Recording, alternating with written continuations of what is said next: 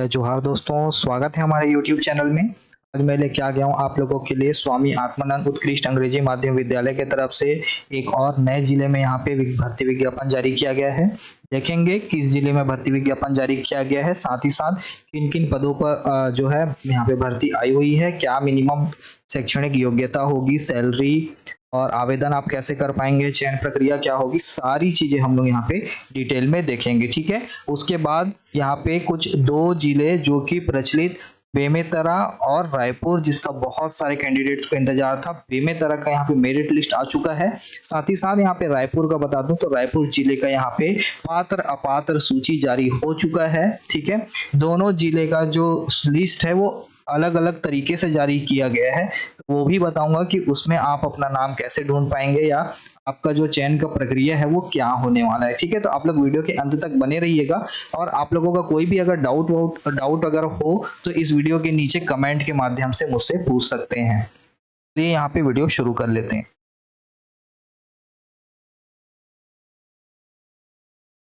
सबसे पहले देख सकते हैं ये है कार्यालय जिला शिक्षा अधिकारी सह सचिव कार्यालय, ये है आपका जिला बलरामपुर रामानुजगंज। जैसा कि आप सब देख सकते हैं, हमने एक टेलीग्राम ग्रुप बनाया हुआ है सिर्फ और सिर्फ स्वामी आत्मानंद के कैंडिडेट्स के लिए। यहाँ पे ऑलरेडी 300 से ज़्यादा जो मेंबर्स हैं वो यहाँ पे ज्वाइन कर चुके हैं।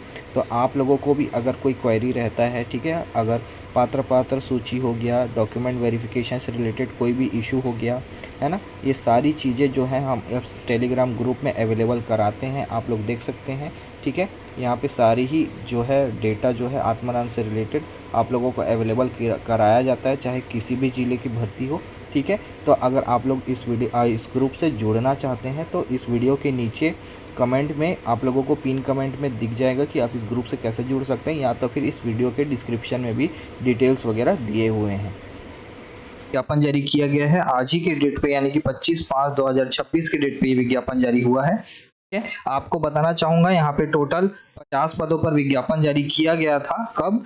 तो 20/8/2025 को, लेकिन ये जो पूरे जो पद है 50 पद ये नहीं भर पाए, जिसके कारण यहाँ पे फिर से विज्ञापन जारी किया गया है। ठीक है, तो टोटल यहाँ पे 10 अलग अलग स्कूलों के लिए विज्ञापन जारी किया गया है, आप लोग देख सकते हैं। ठीक है, व्याख्याता है, सहायक शिक्षक है, शिक्षक है और व्यायाम शिक्षक का भी पद रखा गया है, और प्रयोगशाला सहायक यानी कि सहायक शिक्षक विज्ञान प्रयोगशाला का भी यहाँ पे पद रखा गया है। ठीक है, बाकी बात करें शिक्षक में तो शिक्षक के लिए सिर्फ और सिर्फ बीएड उत्तीर्ण कैंडिडेट ही एलिजिबल है, डीएलएड वाले यहाँ पे एलिजिबल नहीं है।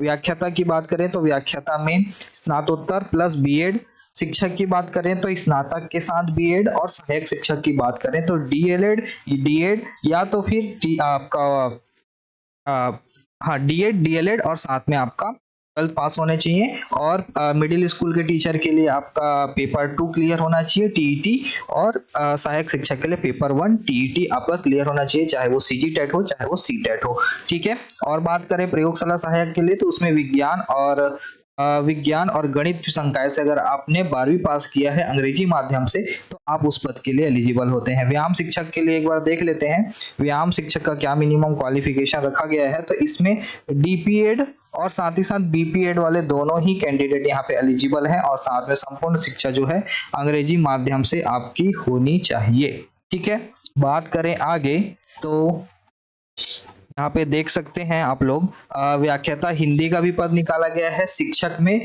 संस्कृत का पद निकाला गया है, तो दोनों के लिए हिंदी माध्यम के जो अभ्यर्थी हैं वो एलिजिबल यहाँ पे हो जाते हैं। ठीक है, बाकी बात करें टोटल पदों की संख्या की तो कुल यहाँ पे 23 पदों पर भर्ती विज्ञापन जारी किया गया है, और आवेदन आप कैसे कर पाएंगे तो वो मैं आपको बता देता हूँ।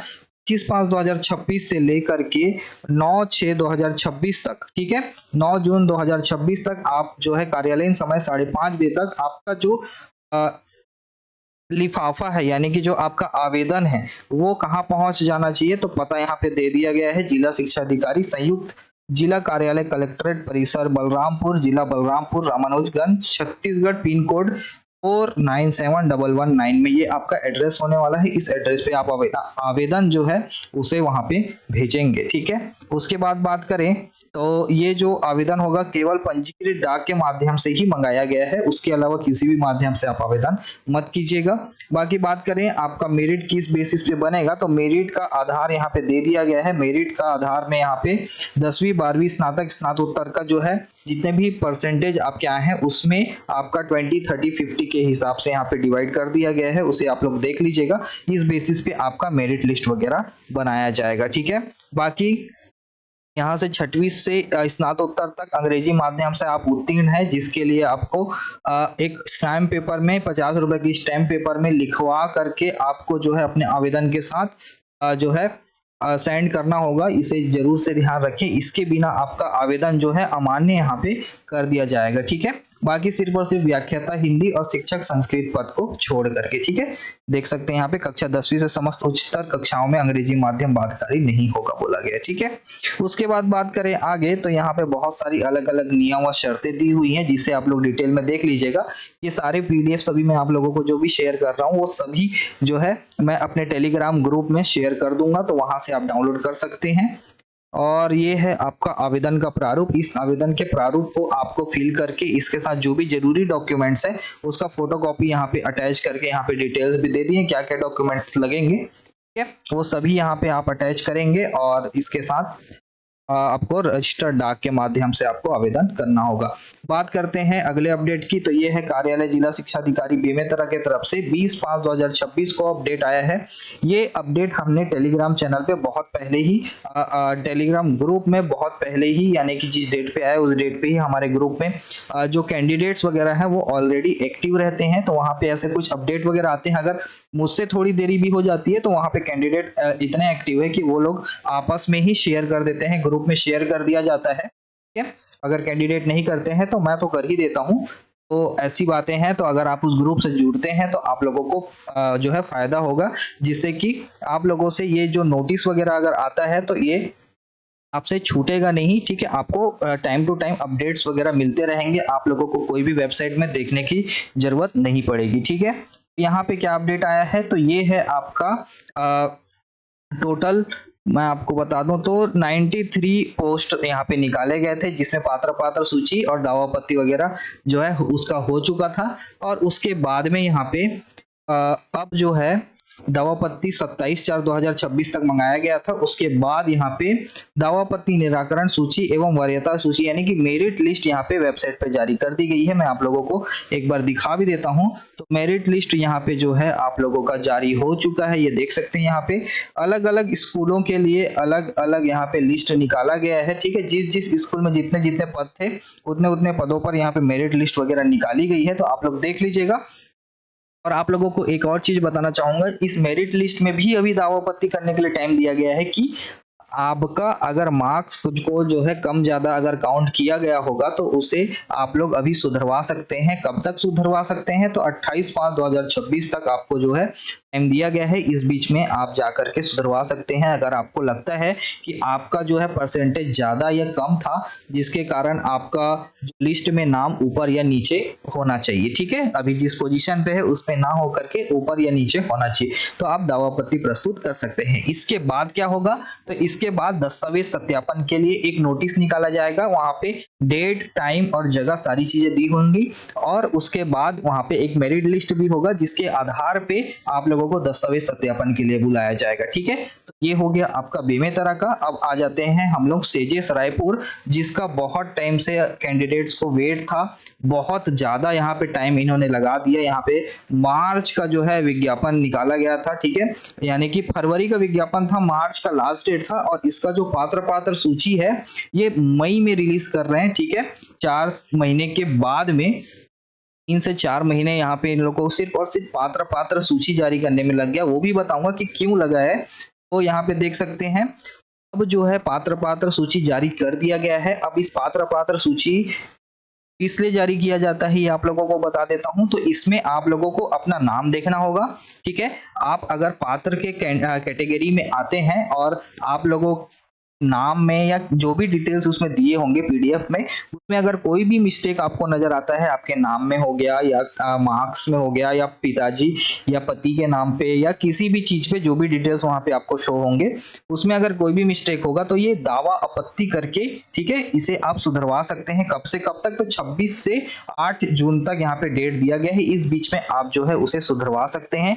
इसलिए ही पात्र सूची जारी की जाती है और दावा आपत्ति के लिए टाइम दिया जाता है। अब हो गई पात्र कैंडिडेट की बात। अब बात करते हैं अपात्र कैंडिडेट की। तो अपात्र कैंडिडेट्स को मैं बताना चाहूंगा कि आप लोगों को किस वजह से अपात्र किया गया है, उसका रीजन यहाँ पे नहीं दिया गया है। एक बार हम लोग देख भी लेते हैं, लिस्ट में आप लोगों को दिखा देता हूँ। ये रायपुर का वेबसाइट है, यहाँ पे देख सकते हैं पात्र और अपात्र कैंडिडेट्स का सभी का लिस्ट अलग अलग यहाँ पे जो है जारी हुआ है और सारे ही पदों का लिस्ट यहाँ पे जारी कर दिया गया है। मैं एक बार अपात्र वाला आपको लिस्ट दिखा देता हूँ। ये सारे एलिजिबल हैं, ये not eligible, Hindi lecturer not eligible का लिस्ट है, इसे एक बार देख लेते हैं। ठीक है, यहाँ पे देख सकते हैं अपात्र होने का कारण आपको देखने को मिल जाएगा। ठीक है, तो जिस वजह से भी आपको अपात्र किया गया है, इसे आप दावा आपत्ति करके अपने आप को पात्र कर सकते हैं। ठीक है, जैसे कि यहाँ पे डुप्लीकेट एंट्री यानी कि जो लोग बार बार एंट्री किए होंगे उनमें से एक को जो है यहाँ पे अपात्र किया गया होगा या दोनों को अपात्र किया गया होगा, तो आपको फिर से वहां जाकर के अपना आवेदन फिर से करना होगा। जैसे कि अंजलि ध्रुव यहाँ पे दिख रहे हैं, ठीक है, अंजलि ध्रुव, ठीक है, ये दोनों जो है यहाँ पे एक ही जो है कैंडिडेट है, लेकिन इन्होंने 2 बार एंट्री किया हुआ है, जिसके कारण इनको अपात्र कर दिया गया है। इसलिए ही मैं हर बार आवेदन करते टाइम मैं आपको लोगों को बताता हूँ कि 2 बार आवेदन ना करें। क्यों? क्योंकि ऐसे 2 बार आवेदन करने से अपात्र कर दिया जाता है। भले लिखा गया नहीं होता वहां पे, लेकिन फिर भी अपात्र कर दिया जाता है। ठीक है, तो इस वजह से आवेदन अगर आपसे कुछ त्रुटि हो भी गई है तो कोई दिक्कत नहीं है। पात्र सूची जब आती है उस टाइम पे दावा आपत्ति करने का टाइम दिया जाता है। उस दावा आपत्ति करके आप जो है अपना नाम या जो भी गलती हुई है उसे सुधरवा सकते हैं। लेकिन यहाँ पे 2-2 3-3 बार एंट्री आपने कर दिया, जिसके कारण आपको यहाँ पे फिर से अपात्र कर दिया गया है। अब ये कैंडिडेट को एलिजिबल किया जाएगा आगे जाके या नहीं किया जाएगा, इसके बारे में मुझे भी कोई आइडिया नहीं है। ठीक है, तो इनको वहां पे जा करके अपना जो भी प्रॉब्लम है, किस वजह से अपात्र हुए हैं, उसे वहां पर जा करके बताना होगा। हालांकि यहाँ पे जो दावा आपत्ति करने का मैं आपको दिखा देता हूँ, दावा आपत्ति कैसे करना है। दावा आपत्ति करने के लिए सीधे स्पीड पोस्ट और पंजीकृत डाक के माध्यम से बोला गया है। यहाँ पे आपका ये दिया भी हुआ है आवेदन का प्रारूप। ठीक है, ये दावा आपत्ति फॉर्मेट दिया हुआ है, इसी फॉर्मेट को फिल करके आपको दावा आपत्ति प्रस्तुत करना होगा। लेकिन मैं आप लोगों को बताना चाहूंगा, दावा आपत्ति एक ऐसा चीज है कि इसे स्पीड पोस्ट से ना करके आप जो है डायरेक्ट कार्यालय में जाएं पहले, और कार्यालय में जा करके अपने प्रॉब्लम को बताएं और वहां पे ही जा करके इसे अप्लाई करें तो ज्यादा बेहतर रहता है। ठीक है, उसके बाद बात करें आगे, तो इसके बाद क्या होगा? तो इसके बाद क्या होगा कि एक जैसे कि बेमेतरा में अभी हुआ है मेरिट लिस्ट और जो है जारी किया गया है जिसमें दावा आपत्ति मंगाया गया है, तो ऐसे ही एक मेरिट लिस्ट निकाला जाएगा और मेरिट लिस्ट के आधार पे दस्तावेज सत्यापन के लिए एक नोटिस जारी किया जाएगा। और मेरिट लिस्ट के आधार पे यहाँ पे देख सकते हैं एक पद के विरुद्ध 10 कैंडिडेट को यहाँ पे बुलाया जाएगा। जैसे कि मैं एक एग्जांपल दे देता हूँ, रायपुर जिले में जहां तक मुझे याद है शिक्षक अंग्रेजी का जो पद था, में शायद तक 4 अनारक्षित में पद हैं। 4 जो पद हैं उसके लिए एक पद के लिए 10 लोगों को बुलाया जाएगा। तो मतलब कि अगर 4 पद है तो 40 कैंडिडेट को यहाँ पे बुलाया जाएगा और 40 ही कैंडिडेट यहाँ पे अंग्रेजी में जो है एलिजिबल पाए गए हैं, जहां तक मैंने देखा था। एक बार देख लेते, टीचर इंग्लिश एलिजिबल लिस्ट, हाँ ये है। तो जैसे कि यहाँ पे देख सकते हैं टोटल सिर्फ और सिर्फ 40 ही कैंडिडेट एलिजिबल है यहाँ पे।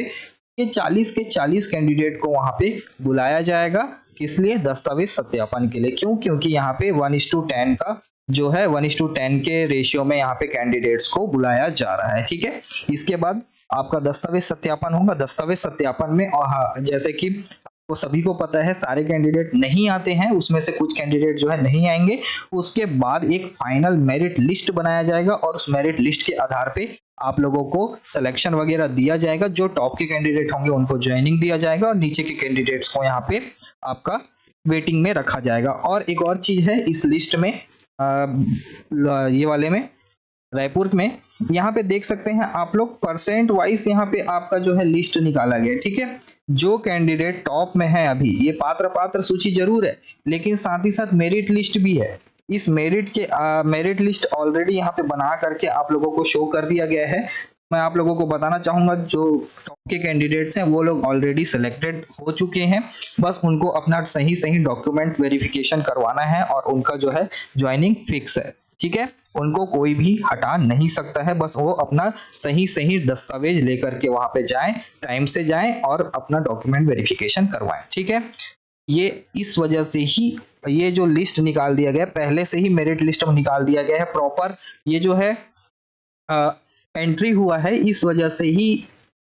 और साथ ही साथ बहुत ज्यादा कैंडिडेट यहाँ पे आवेदन किए थे, इसके कारण ही यहाँ रायपुर का जो लेट होने का जो कारण था वो यही था। और साथ ही साथ बीच में बोर्ड पेपर वगैरह भी चल रहे थे जिसके कारण ये जो है पात्र सूची निकलने में लेट हो गया है। ठीक है, बाकी आप लोगों को जो भी अपडेट्स चाहिए रहते हैं आपको हमारे टेलीग्राम चैनल पे, टेलीग्राम ग्रुप पे बिल्कुल अपडेट मिलेगा, तो आप लोग टेलीग्राम ग्रुप को हमारे जरूर से ज्वाइन करके रखिए। मिलते हैं दोस्तों अगले वीडियो में। वीडियो पसंद आएगा तो वीडियो को लाइक शेयर कमेंट जरूर से करें और चैनल को सब्सक्राइब करना बिल्कुल भी ना भूलें। धन्यवाद।